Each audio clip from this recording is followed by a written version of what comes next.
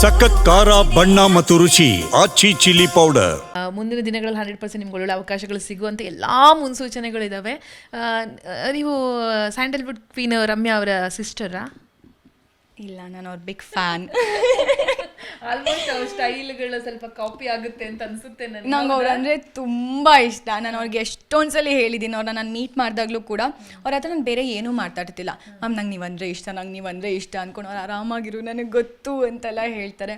And ನನಗೆ ತುಂಬ ಏನು ಇಷ್ಟ ಅಂದರೆ ನಾನು ಅವ್ರನ್ನ ಇನ್ಸ್ಟಾಗ್ರಾಮಲ್ಲಿ ಯಾವಾಗಲೂ ಫಾಲೋ ಮಾಡ್ತಾಯಿದ್ದೆ.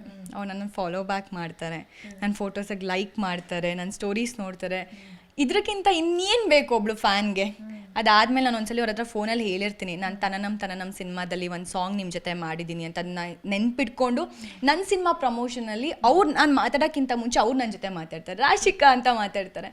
ಏನು ಬೇಕು ನನಗೆ ಅವರನ್ನೇ ಸಿಕ್ಕಾವಡೆ ಇಷ್ಟ.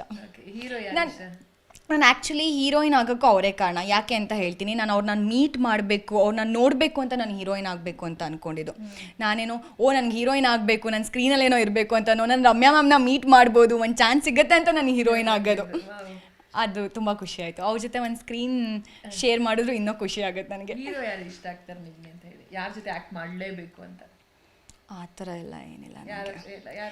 ಸುದೀಪ್ ಸರ್ ಜೊತೆ ಆ್ಯಕ್ಟ್ ಮಾಡಬೇಕು, ಯಶ್ ಸರ್ ಜೊತೆ ಆ್ಯಕ್ಟ್ ಮಾಡಬೇಕು, ದರ್ಶನ್ ಸರ್ ಜೊತೆ ಆ್ಯಕ್ಟ್ ಮಾಡಬೇಕು, ಶಿವರಾಜ್ ಕುಮಾರ್ ಸರ್, ಎಲ್ಲರ ಜೊತೆನೂ ಆ್ಯಕ್ಟ್ ಮಾಡಬೇಕು. ನಾನು ಫೇವ್ರೇಟ್ ಅಂತ ಬಂದರೆ ರಮ್ಯಾ ಮೇಡಮ್ ಜೊತೆ ಬೇರೆ ಯಾರು ಫೇವ್ರೇಟ್ ಅಂತ? ಸುದೀಪ್ ಸರ್ ಅವ್ರ ಜೊತೆ ಅವಕಾಶ ಸಿಕ್ಕರೆ ಹೆಂಗಿರುತ್ತೆ ನಿಮ್ಮ ರಿಯಾಕ್ಷನ್?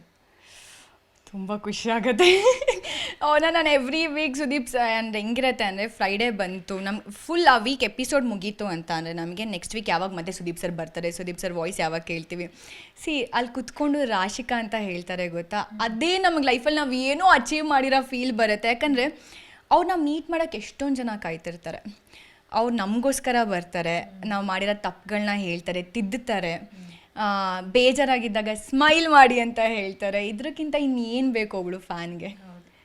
ಅವ್ರಿಗೋಸ್ಕರ ವೇಟ್ ಮಾಡ್ತಿರ್ತೀವಿ ಎವ್ರಿ ವೀಕ್ ನಾವು. ಓಕೆ, ನಿಮ್ಮ ತಮ್ಮನಿಗೆ ಕೇಳ್ತಾ ಇದ್ದೆ, ಸೂರಜ್ ಭಾವ ಆದರೆ ಓಕೆನಾ ನಿಮಗೆ? ಒಂದು ಕೇಸ್ ಅವ್ರಿಬ್ರಿಗೆ ಇಷ್ಟ ಆಗಿ ಮದುವೆಗಿದ್ವಿ ಆದರೆ ಅವ್ರು ಭಾವ ಆಗಿಬಿಡ್ತಾರೆ, ನಿಮ್ಗೆ ಇಷ್ಟ ಆಗುತ್ತಾ ಅಂತ? ಯಾಕಂದರೆ ನೀವು ಸ್ವಲ್ಪ ಸಿಟ್ಟಾದರೂ ಕೂಡ ಅದು ಕಾಮಾಗಿ ತೊಗೊಂಡು ಹೋಗ್ತಾರೆ. ನಿಮಗೆ ಬೇಕಾದ ಎಲ್ಲ ಲಕ್ಷಣಗಳು ಕಾಣಿಸ್ತು ನಮಗೆ. ಹೇಗೆ ಅನಿಸುತ್ತೆ ಅವ್ರು ಸೂರಜ್ ಅವ್ರ ಬಗ್ಗೆ? ಇನ್ ಕೇಸ್ ಮುಂದಿನ ದಿನಗಳಲ್ಲಿ ಏನಾದರೂ ಲವ್ ಮದುವೆ ಅಂತ ಬಂದರೆ ಓಕೆನಾ ಅಂತ? ಇಲ್ಲ,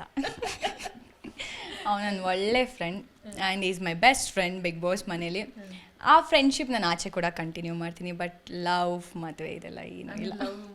ಲವ್ ಬ್ರೇಕಪ್ ಈ ಥರದ್ದು ಏನಾದ್ರು ಇದೆಯಾ ನಿಮ್ಮ ಸ್ಟೋರಿಯಲ್ಲಿ, ಲೈಫಲ್ಲಿ? ಅದೆಲ್ಲ ಆಯಿತು, ಹೋಯ್ತು. ಇವಾಗ ಏನಿದ್ರು ಕೆರಿಯರ್ ಮೇಲೆ ಮಾತ್ರ ಕಾನ್ಸಂಟ್ರೇಷನ್ ಇರುತ್ತೆ ಮಾತ್ರ, ಅಷ್ಟೇ.